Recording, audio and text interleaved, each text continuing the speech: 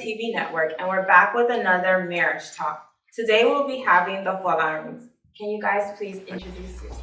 Thank you very much for having us. My name is Oluwaseun Folarin. And my name is Elizabeth Folarin. So welcome to our marriage talk for today. So first we would want to know, how did you both meet? So I met my beautiful wife in my friend's place, and we exchanged numbers, and so became friends. So from there we exchanged numbers, and here we are today. My cousins are specific. Yeah, the My cousin. cousin's place. My friend and My cousin. Okay. And when did you both know it was time to get married? That's a big question. I mean, they usually tell us that you should always keep praying and put everything in God's hand. And I mean, I felt it within me that I was ready, and we usually do talk about it most of the time. And I guess he knew that I was ready. I just want to add to that as well. So, we dated for 2 years. So during the courtship, it was really pretty easy because I knew right from the one that she's the one. So it was pretty much easy for her. Let me take it to the next step, and here we are today. What other marriage lessons can you share with us today? A very big one is the concern or the issue of communication. It's I think it's a very important or a very big deal when it comes to marriage. And so far that we've been in this already a year plus now that we've been married. I know that we're still learning, but I know that communication it's a very big thing that couples should try much more to enhance into the marriage. Absolutely. Communication is the key into union, and it's very important where you have to communicate to each other whatever you don't feel right or when you think that something is not right between two of you or within the family. So communication is the key, and that's really helped us as well to really grow further. We're still learning. We're pretty much new to this, but it's really learning curve for us as well. We're still learning, and that has really helped us to really grow also, which is really good. Communication is a key. And so you had mentioned that you're new to this. So who are the figures in your life that have also been guiding you along this marital path? So I think our parents are really very instrumental in this as well. We communicate to them all the time, and we also visit them all the time as well. Usually, most of the Fridays, and we also communicate as well with them about how are we doing. They check up, they basically check up on us all the time as well. How you guys doing? Is everything okay? And things like that. So that's also really helped as well. So our parents are really, really key to it as well. Of course, our friends too. So you have a couple of friends as well that keep checking on us. How's everything doing? Come to help us as well, to assist us as well. Do you feel bored, anything like that? So they're really also very helpful. Would you say the same? Yeah, I would say our parents is they're a big model to us. They've been married my parents have been married for I think 27, 28 years now, and his parents have been married for so long. And we also have figures in the church that they are being very helpful to us, and they always check up on us, always try to push us to do further. So yeah. Beautiful. So how have you both seen your growth from singleness to now marriage as one unity? How have you grown?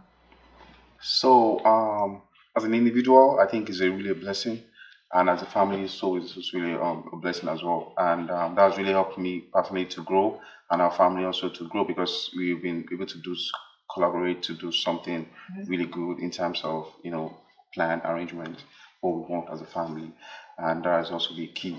And we have been able to set our expectation gradually and implementing that together, which has been really, really fruitful, which is something that is really a blessing for us. I say in the individual too, in the aspect of my career, He as my husband has been a great push and drive to me. And now that we have our son in the picture, we want to be a good model to him, and that also has been a good drive that has tried to make us a better person as an individual. Yeah.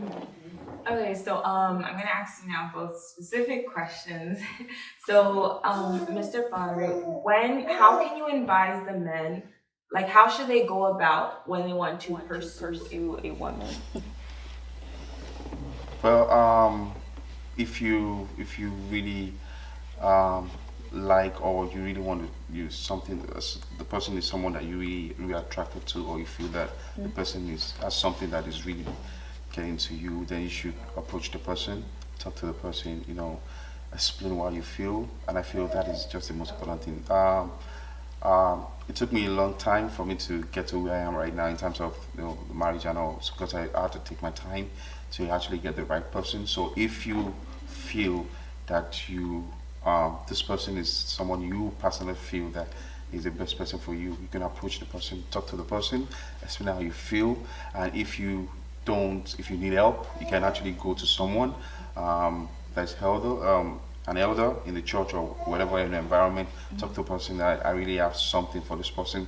I really want to be a friend to this person and get to know them. And I believe that should really help in terms of how you try to understand the person, you explain how you feel, and just take it up from there. So make your interest known early on. Absolutely. I love that. So, Mrs. Folarin, to the woman, how can you show interest to a man without like directly pursuing him? Just showing like interest to let him know like I'm available.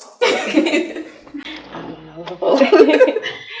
I mean, the society we have now, they make it seem that, if you see a guy that you're interested in and you go up to the guy and tell the guy that, I like your vibes. Yeah. They make it feel like, we're so, what word is that? We're, I They're don't very know. easy or very cheap. Yeah, we're very cheap or something like that. And it shouldn't be so. I mean, he saw me, he liked me, and I gave him the vibes also that, I'm interested in him. But I feel we shouldn't be scared. Like, if you like somebody, speak up and say it. Go for it. Go for Absolutely. it, right? Go for it. And we females, there's something that I feel like we do, then I personally think that doesn't help the situation.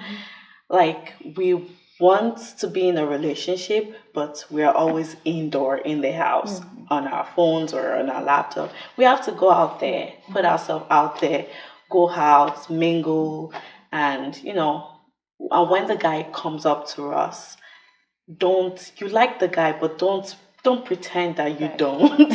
Let him know, let him feel you that, yes, I'm also interested. Don't, some females just like look down on men. Give them a tryout first before you can make your own, personal judgment about them. Don't just the way they look and just say, no, this is not my kind of guy.